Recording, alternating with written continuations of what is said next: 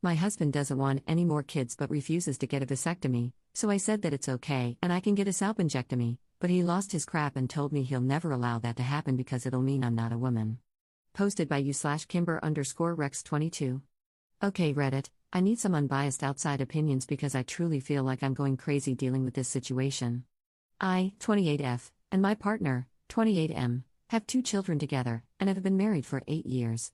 For those 8 years, I've either been on birth control when we were preventing pregnancy or tracking my cycle when we were trying to conceive, adding this just to give the community the context that reproductive responsibility has always fallen on my shoulders.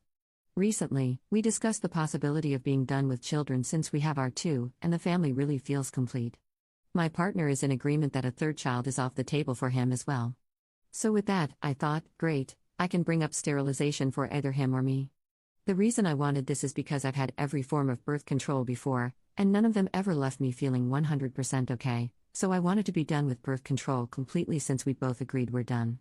It's been about 3 months since our talk about more children, so I brought up either him getting a vasectomy or me getting a salpingectomy, removing my fallopian tubes. What I thought would be a productive conversation completely blew up.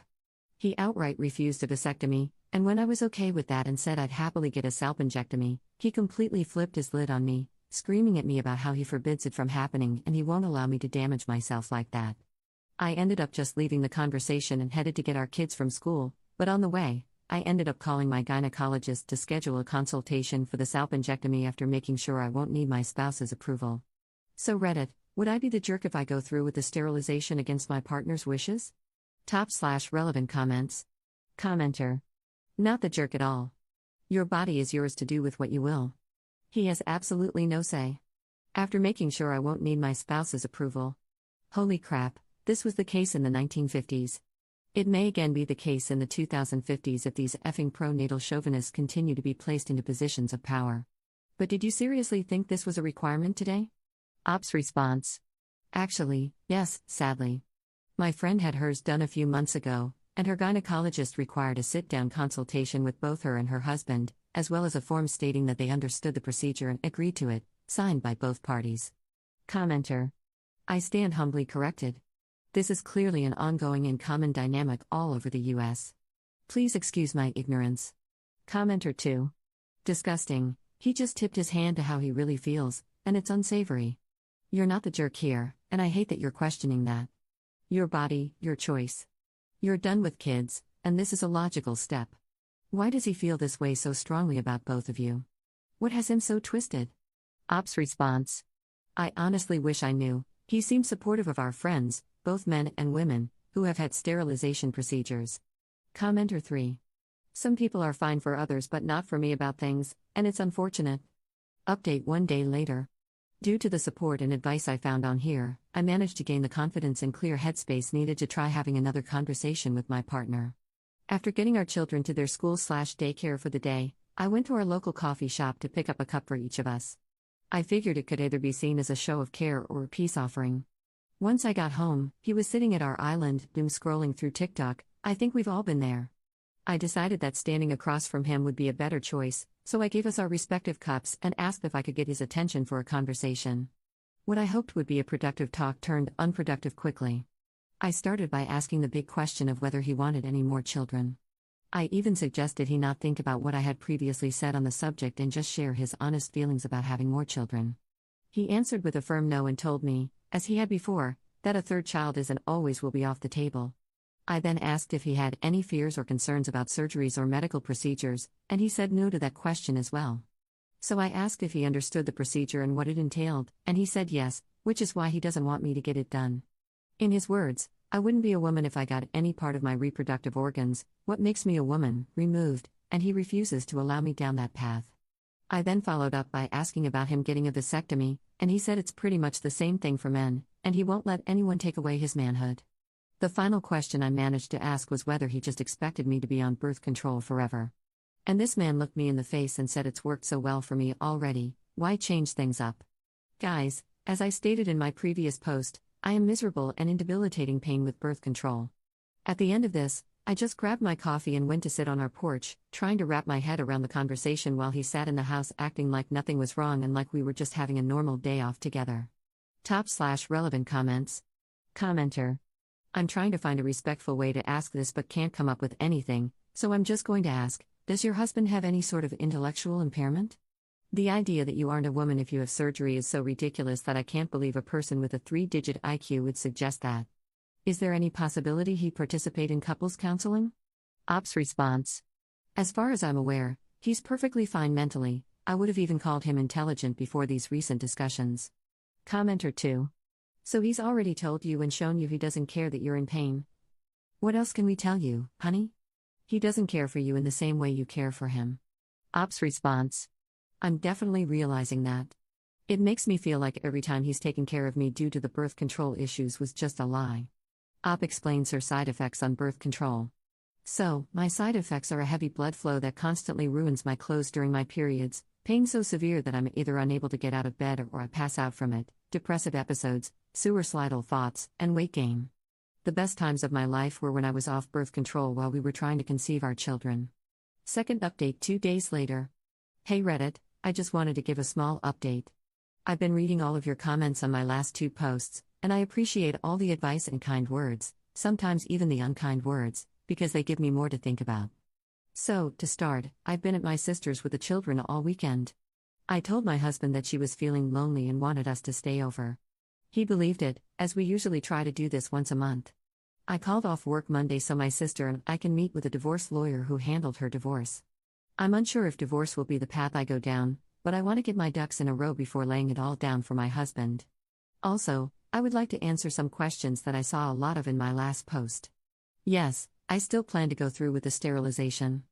I absolutely don't want any more children, even if this ends in divorce. I plan to tell him it's getting done no matter what he says or believes. There will definitely be no sex with him anymore. I feel like I've lost all attraction and respect for him. The children don't know what's going on, they just think it's a fun time at Auntie's house. Condoms are a no. I exist because of a broken condom. I currently have an IUD, and while yes, it has been the best birth control I've been on, I still cannot function properly for a week out of the month due to pain, bleeding, and depressive episodes. No, he hasn't done anything like this before, which is what caught me so off guard with everything. Disagreements in our relationship have, up until now, been able to be discussed and compromised on. We grew up in a deep Catholic community but fell away from the church years ago. Top/relevant comments. Commenter. I plan to tell him it's getting done, no matter what he says or believes. Stop right there. He will clean out your bank accounts. Get this done quietly and quickly. Do not, under any circumstances, warn this man. Do not dismiss the seriousness of this moment. This is how you get dead. Ops response. Thankfully, our finances, for the most part, are separated. The only joint bank account we have is for bills and child expenses. Commenter. Good, but let me reiterate, do not warn him. Stay pleasant, make neutral statements, stay silent about your plans and intentions. Better he take his bewilderment, it came out of nowhere, and pray on it, journal on it, go to the priest, or, best case scenario, a therapist, than you ending up another statistic. Take the danger seriously. You think you know him, but the fact is, a couple of years ago you knew this man was worth a lifetime commitment, so you know nothing about his future actions. Ops response. That is true, and those are things I will take into consideration when making my plan, as well as things I will bring up with the lawyer. Commenter 2. Op. I was in the same boat. I had 3 kids from a previous marriage and had traumatic and awful pregnancies and deliveries with the last 2. I swore I would never have any more kids. When I met my then husband, he had a daughter already and wanted no more kids. Perfect. He was also 42 and I was 30. After we married, I suggested he get a vasectomy because birth control was not working well with my body. He flat out refused, told me it was against his culture, Cuban, and that it would make him less of a man. I said I would get sterilized myself then. No way, I would be less of a woman to him, it was natural and, again, against his culture. Sound familiar? I stayed on birth control for 8 more years until I just couldn't stand it any longer. Went to the doc and actually needed to go on HRT because my hormones were all over the place. I was 41 at this point. We were only having sex sporadically, and he hated condoms. I told him, no condom, no sex. Well, the condom didn't work, and I got pregnant. At 42. I was so angry with myself. How did I let him manipulate me like this for so long? Why didn't my choices and feelings matter? Well, I endured 3 months of debilitating morning sickness and lost the baby at 15 weeks. I nearly died from bleeding and had to have emergency surgery. The divorce papers were filed within a month and finalized within 8 months. I realized, far too late, that I control my body.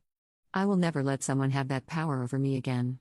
My current partner was told this tale when we met. I was laying everything on the table from the get-go.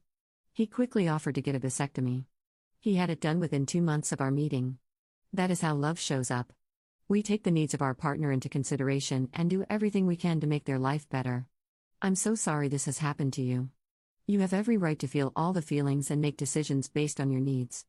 Third update 8 days later. This will be my last update for a bit. I would like to start off by saying thank you, everyone, for the amazing support I've received throughout the comments and messages.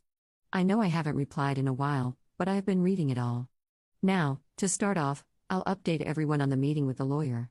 I was able to talk through my options, as well as what would legally be my husband's and what would legally be mine. I know my next steps may lead to divorce, and I feel confident in taking those steps if needed. After the meeting, I went back home and got settled back in. I ended up just doing normal tasks until the kids got home, and when my husband got home, I suggested getting the children to bed early so we could talk, so we did just that. He ended up starting the conversation by saying that if I plan to get the sterilization, then he wants a divorce because he can't be with someone who doesn't share his same values. At that moment, I knew this was it for us, so I informed him of my consultation this week for the surgery and my intention to go through with it no matter what. There was honestly a lot of back and forth. I want to say it lasted for 3 hours, before he said he's done and left the house. He's been staying at his mom's and hasn't really asked about the children staying with him. I have offered, per the suggestion of my lawyer, but to no avail. Currently, I'm getting a legal separation agreement written up to hopefully start the divorce process peacefully, or as peacefully as possible. The kids ask about him, but I just keep telling them he's helping Grandma for a bit. I'm not sure how to tell them he won't be back. Thankfully, my therapist suggested a children's therapist to me, so I plan to set them an appointment soon. I'm honestly not too sure where everything went wrong with us. I always felt like we had true love, but maybe I was just naive to any of the other signs. Top/relevant comments. Commenter. Some advice: document everything, because he's going to make this as ugly as possible. Remain calm and civil at all times, and no matter what, don't ever lose your temper. If you're going to meet with him, try to have someone come with you. Ops response. I've already been keeping communication through text, but I'll definitely have someone with me if we meet. I know he plans to come this weekend to get some things, but my sister has been staying with me, so she'll be here. Commenter. I say this as someone who's worked for divorce lawyers. Get a notebook and write down dates, times, and what's going on. Include times he takes the kids and anything of note. I may be wrong, and he may not make any fuss at all, but if I'm right, then it's best to be prepared. Good luck with the divorce. Commenter 2. Does he know you've already met with a lawyer? Does his mom/family agree with what he is saying? Ops response. I haven't mentioned meeting with a lawyer yet. I didn't want to throw any gas onto the already lit fire, especially with the kids home. His mom thinks we can still work it out, and his dad seems to be staying out of it, from what I'm understanding. Commenter 3. A lot of advice will be for your divorce. I will speak to you from the perspective of the child. Just be honest.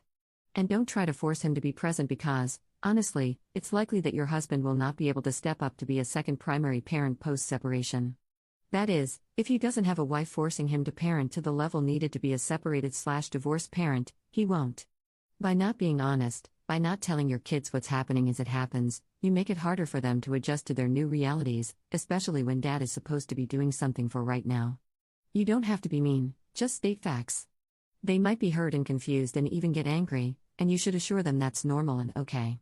Maybe even explain your own frustrations. But hiding behind grandma and work trips, etc., is only going to hurt them in the long run.